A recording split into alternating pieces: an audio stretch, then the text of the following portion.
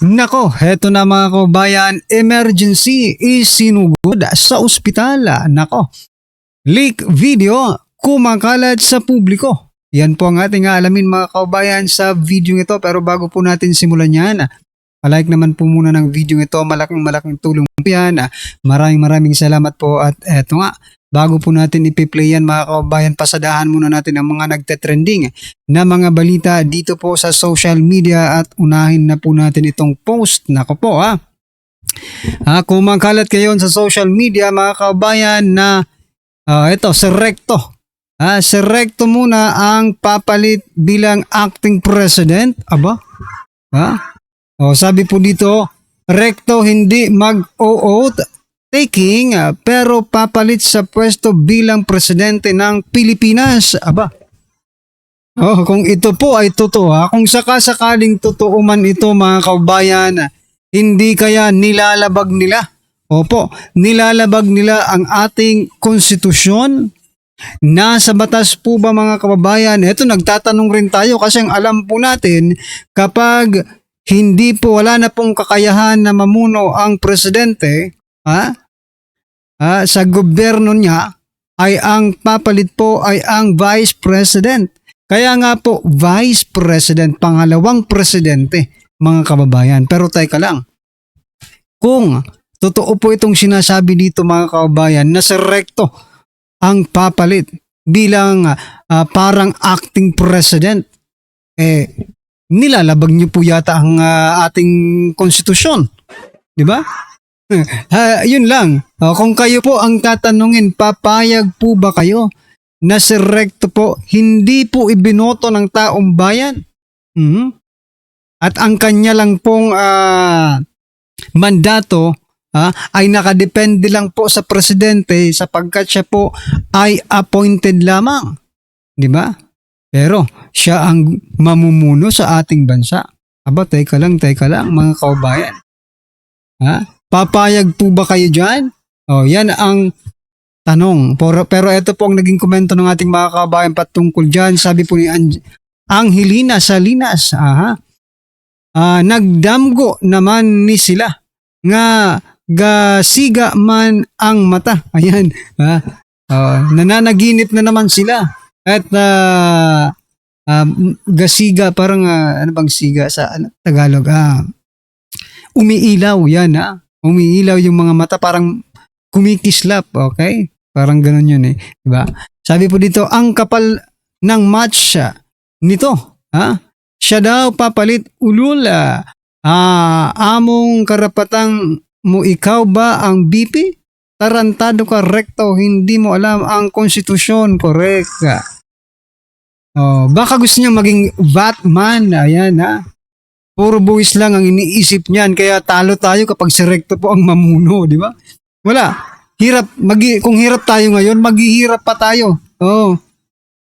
Anong karapatan niya? Sabi po ni Nilda, may BP tayo na dapat sumunod sa yapak ng Pangulo. No, hindi sumunod sa yapak. No, kasi ang ganyang yapak ngayon ay walang katuturan, di ba? Mayroon po tayong vice presidente na papalit. Huwag po natin gamitin yung yapak. Kasi pag sinabi natin yapak, yun yung prince, no? Parang kung ano yung dinaanan niya, yun din po yung dadaanan mo. No, iba po si BP Sara kay President Bongbong Marcos Jr. Walang karapatan sa Recto. Ayan na. Recto, hindi ka naman binoto ng mga tao. Hindi bagay sa iyo magpresidente, wala kang alam, mahiya ka naman. Ayan sabi po ni Hernel. Sabi po dito ni William De Los Santos, pambihirang Pilipinas, Bindalo country. Just saying. Ayan po. Ito sabi po dito ni Leandro, di subukan mong umupo, ulol, may vice presidente, automatic yon na uulol na ba? Gusto nyong talagang magalit ng gusto ang mamamayan? Okay, fine. We'll see. May constitution na nasa batas. Yan, bugok. Ayan. Kaya, well, this administration is always bending the law. Anong malay natin kung they can bend the law pagdating po dito? Diba? Oh, may iniisip na sila yan. They always bend the law, mga kaubayan. Anyway, ano po ang inyong opinion dyan, mga kaubayan? Just comment down below. At syempre, bago po natin ipi-play yung video, eto, pasadahan muna natin itong si Attorney Baligod. Ano? May bago na naman po siyang inilabas na video. Ebidensya ng pagbubuhat ng maleta. O ito, panoorin po natin to, mga kaubayan. Ayun, yung maleta, mga karibyo natin, mabigat pala yan. Kita nyo na. Pero wala pa rin silang investigasyong ginagawa, di ba? Wala pa rin po silang investigasyong ginagawa, mga kaubayan, pero kitang-kita na po natin dito po, no? Binubuhat yung maleta. Ayan, tingnan nyo, Hoy, kumusta na? Kumusta na pala si Senator Ping Lacson? Sabi ni Lacson, ihihinto na lang daw muna yung investigasyon dito sa flood control scam dahil mayroon po tayong kinaharap na oil crisis. Ito, correct me if I'm wrong, pangatlo na po itong lumabas na video na kung saan mga ebidensya na nagbubuhat ng maleta at isinasakay, sinusundo pa yung mga maleta, mga kaubayan. So, yan, anong masasabi nyo dyan? Karapat dapat bang imbestigahan na itong mga flood control scam na ito? At itong maleta deliveries? Pero kung sa atin lang, no, sa ating mga taong bayan, talagang dapat na pong imbestigahan to no, para magkaalaman na, no? Hindi po birong pera. Kung yun nga kay BP Sara na 125 million confidential fund, grabe na ang pag-imbestiga ninyo. Dito pa kaya almost trillion, mga kaubayan, trillion po ang pinag-uusapan. Pero nagbibingi-bingihan sila. Okay? Hindi natin alam kung bakit sila nagbibingi-bingihan, pero whether we like it or not, baka na malitahan po ang mga ito. Diba? Kasi walang matinong tao, walang matinong mambabatas, walang matinong opisyal ng gobyerno na nakikita mo na sa harap-harapan ng nilalatag sa'yo, di ba? Harap-harapan ng nilalatag sa'yo yung mga ebidensya, nagbubulag-bulagan pa rin kayo dyan. Magsalita na kayo patungkol po dito. I mean, mag-imbestiga na kayo. Simulan nyo na to habang napapag-usapan pa. No? Sa bagay, wala na Hindi na po napag-usapan ng mainstream media, ng iba pang mga vloggers. Ito pong mga ganitong usapin, mga kababayan, mukhang nakalimutan na divert na doon po sa impeachment ni BP Sara, no? Dito po sa oil crisis. So wala na pong panahon para pag-usapan po yung deliveries ng maleta. Sana po ay mapansin na naman ito ng ating mga kababayan, ng ating mga kapwa vloggers, no? Ayan, ipakalat po natin ito, mga karib natin, para makarating sa kanila. Ayan, mga kababayan, ano po yung opinion dyan? Just comment down below. At eto, pasadahan na po natin yung video, mga kababayan. Pasok. Merong isang netizen, nakasakay sila sa kotse, napansin nila na meron pong presidential security early morning na meron pong hinahatid sa St. Luke Hospital. Emergency ito na hinahatid nila si BBM sa hospital. Yan ang yung nag-overthink na ang taong bayan. Ito yung unang video kong ipapakita. Kayo nang humusga kung ano ito. Ba't nangyari po ito early in the morning na may hinahatid raw sila sa St. Luke Hospital. Ito, panoorin natin. Pero bago ko ipapakita yung taong bayan, magsasuggest yung taong bayan na ipalit na si BP Sara kasi si BP Sara ang Vice President. Di ba? Nakalagay naman yan sa ating konstitusyon na kapag ang presidente ay may sakit at he is not fit to be the president anymore, papalitan na siya ng vice president. Baka yan ang ikinatakot nila, kaya ayaw nilang isapubliko ang totoong kalagayan ng health ng Pangulo. Diba? At tapos, heto pa ngayon, itong vlog na ito, meron po akong ipapakita sa inyong mga video. Kayo na ang humusga dito sa ipapakita kong video. Kasi, di ko rin lang alam kung kasi talagang may maglilik talaga ang video. Maglilik talaga ang video. Kasi itong unang video, dalawang video po ito yung una yung mahaba, the shorter version, at itong isa mahaba na version. Na kung saan merong isang netizen, nakasakay sila sa kotse, napansin nila na meron pong presidential security early morning na meron pong hinahatid sa St. Luke Hospital. Okay? Meron pong hinatid sa St. Luke Hospital. Sino kaya ito? So nagdududa ang taong bayan na baka emergency ito na hinahatid nila si BBM sa hospital. Yan ang yung nag-overthink na ang taong bayan. Ito yung unang video kong ipapakita. Kayo nang humusga ha, kung ano ito. Ba't nangyari po ito early in the morning na may hinahatid raw sila sa St. Luke Hospital. Ito, panoorin natin. Presidential security. So, presidential security, sino ang hinahatid nila? Presidential security? Yeah, presidential security. Command. Ambulance. Saan ba? May ambulance raw, no? Binanggit ng naka-video na may ambulance. Tapos, zoom nila yung logo, nakalagay doon, presidential security. So, sino presidential security? So, walang iba talagang iisipin ng tao, presidente ito.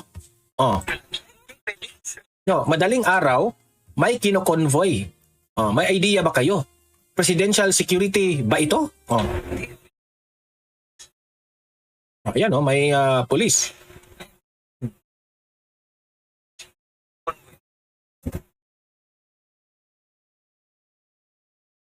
Yan.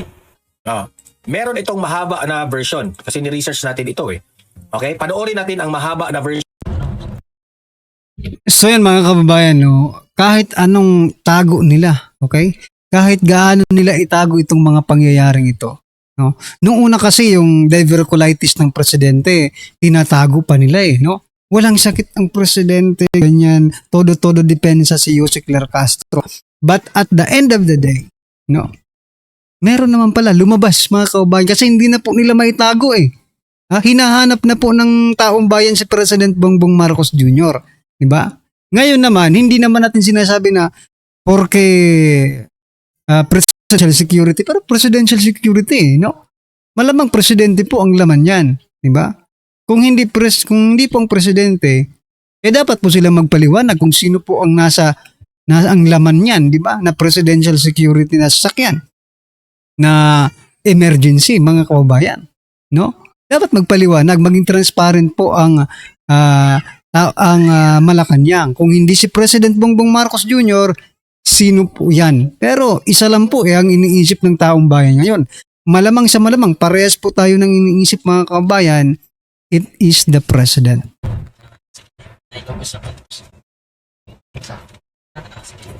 Kita lang lagi nakaputiri. Sino bang hindi magtataka nitong video na ito? Kung ikaw yung nagda-drive early morning, tapos makikita mo dito ang taas-taas ng convoy, na para talagang pang-presidente talaga yung convoy. Tapos, nakita yung logo. Ang daming pulis. Papunta raw di umano sa comment section sa St. Luke's Hospital.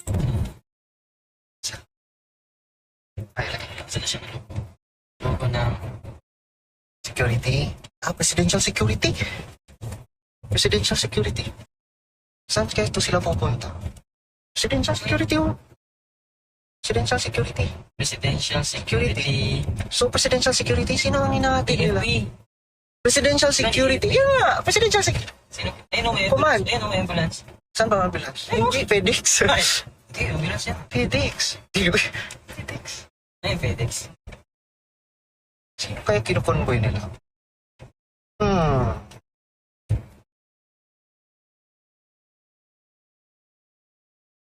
Tapos biglang, bakit yan nagbibideo?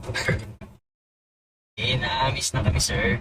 Kasi, balak namin, pages. Ang tanong dyan, sino kaya yan? Eto naiya. Naiya, exit. Exit na tayo, next exit na yan eh. So, saan na to ni? Uunahin muna natin yung kinukonvoy nila sa bus. Kaya, Sino kaya kayo siya? binabas nila para hindi halata. Saan kaya? Ano nangyayari? Ang bus talaga kinukonvoy nila. Kasi may nakakonvoy pa sa likod eh. So, ibig sabihin yung bus ang pinuprotektahan. So, sino ang nasa loob ng bus? Who's inside the bus? That's presidential, di ba? Presidential.